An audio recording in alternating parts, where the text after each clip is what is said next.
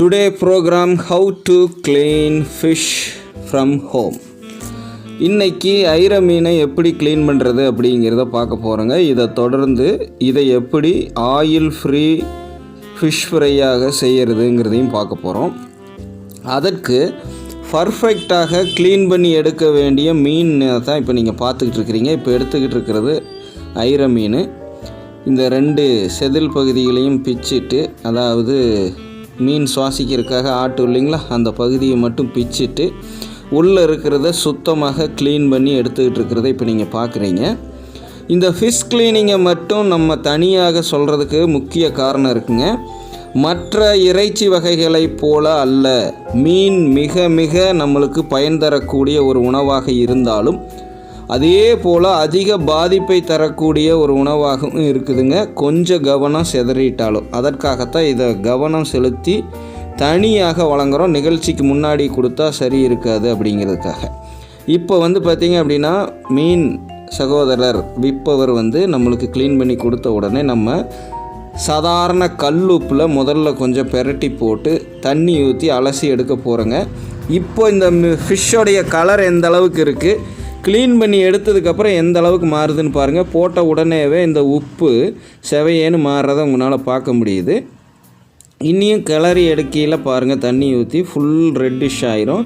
இதுக்குள்ளே இருக்கிற எல்லாமே வெளியே வந்துடும், நீங்கள் பார்க்க முடியும். எதற்காக இதை இப்படி செய்கிறோம் அப்படின்னு கேட்டிங்க அப்படின்னா, மீனில் எல்லா வகைகளும் நம்ம சாப்பிடக்கூடியதாக இருக்காது. இதுவும் பார்த்திங்க அப்படின்னா கடல் மீன் தான். இந்த மீன்கள் கடலில் இருக்கையில் விஷ மீன்களோட சண்டை கட்ட வேண்டிய சூழ்நிலைகள் வந்திருக்கும். அந்த மீன்களோட எச்சத்தை சாப்பிட வேண்டிய சூழ்நிலையில் இருந்திருக்கும். அப்படியெல்லாம் அது சாப்பிட்டு உட்கிரிச்சு உள்ளே போயிருந்தாலும் சண்டை கட்டி இதோடைய செதிலில் சதைகளில் பார்த்திங்கன்னா விஷத்தன்மைகள் இருந்திருந்தாலும் அதுகளையெல்லாம் நம்ம சுத்தம் பண்ணுறதுக்கு மட்டுப்படுத்துறதுக்காக செய்கிறோம். இதோ குறிப்பாக உள்ளெல்லாம் பாருங்கள், இந்த அளவுக்கு நம்ம சுத்தமாக க்ளீன் பண்ணி எடுத்துடுறோம். அதோட ரத்தம் முதல் கொண்டு சுத்தமாக போகிற அளவுக்கு, சரிங்களா? அதற்காகத்தான் சொல்கிறோம், நீங்கள் ஃபிஷ் மட்டும் க்ளீன் பண்ணியில் ரொம்ப கவனமாக பண்ணுங்கள். அதுக்கப்புறம் மிக முக்கியமான விஷயம் என்னன்னு கேட்டிங்க அப்படின்னா, இதில் உள்ள எந்த சத்துக்காக நம்ம மீனை சாப்பிட்றோம், அதுவும் நம்ம சில உடல் உபாதைகளுக்கு பரிந்துரைக்கிறோம் இல்லைங்களா, அது என்னன்னு தெரிஞ்சுக்கலாம். ஒமேகா 3 ஒமேகா 9 ரிச் புரோட்டீன், இன்னியும் பல மினரல்கள் எல்லாம் இருக்குதுங்க. இந்த 3 மட்டும் இப்போதைக்கு மேஜராக வச்சுக்கோங்க. இந்த 3ஐயும் நம்ம சிந்தாமல் சிதறாமல் உடலுக்கு கொடுக்கணும் அப்படிங்கிறதுக்காக இந்த ஃபிஷ்ஷை பயன்படுத்துகிறேங்க. இது நடுத்தர வர்க்கங்கள் இன்னும் ஏழைகளுக்கு ஏற்ற உணவுங்க. இப்போ வாங்கியிருக்கக்கூடிய இந்த மீன் 1 கிலோவே 100 ரூபாய் தான். 3லிருந்து 4 பேர் இருக்கக்கூடிய வீட்டுக்கு ஒரு வேலைக்கு அருமையாக போதுமானதாக இருக்குங்க. ஏன்னா 10 மீன் துண்டு இருக்குது, ஆள் ஒன்றுக்கு 3 இல்லை 2.5 அப்படிங்கிற அளவுக்கு நம்ம எடுத்துக்கிட்டால் போதுமானது.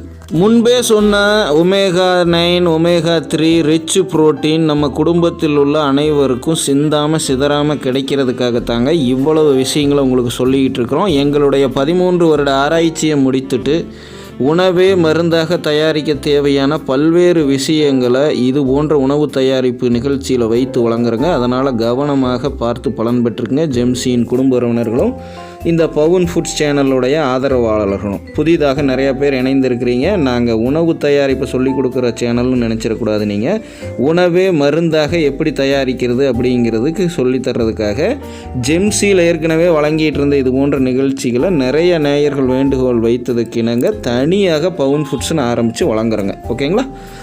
கடந்த 6 வருடங்களுக்கு மேலாக இதை நாங்கள் செய்துட்ருக்குறோம். நிறைய மக்கள் பலன் பெற்றுட்டு நம்மளுக்கு மேலும் ஆதரவு தந்துக்கிட்டு இருக்கிறாங்க. இந்த பவுன் ஃபுட்ஸ்லேயும் புதிதாக இணைந்தவங்க புரிந்துட்டு நீங்களும் எங்களோட தொடர்ந்து இணைந்து பயணித்து உங்கள் வீட்டிலையே உணவே மருந்தாக தயாரித்து பலன் பெறலாம்.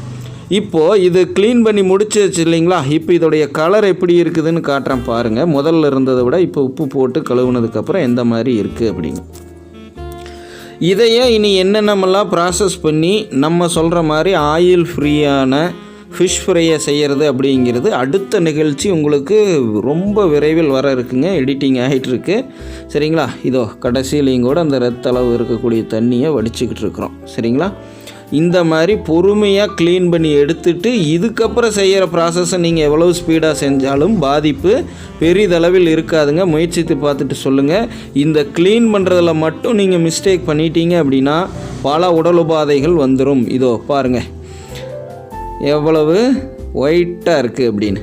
இனியும் பல தகவல்களோட ஃபிஷ் ஃப்ரை நிகழ்ச்சியில் சந்திக்கிறேன். நான் உங்கள் Guru, founder and CEO of Jemsi networks. இயற்கையோடு இணைவோம், இன்பமாய் வாழ்வோம்.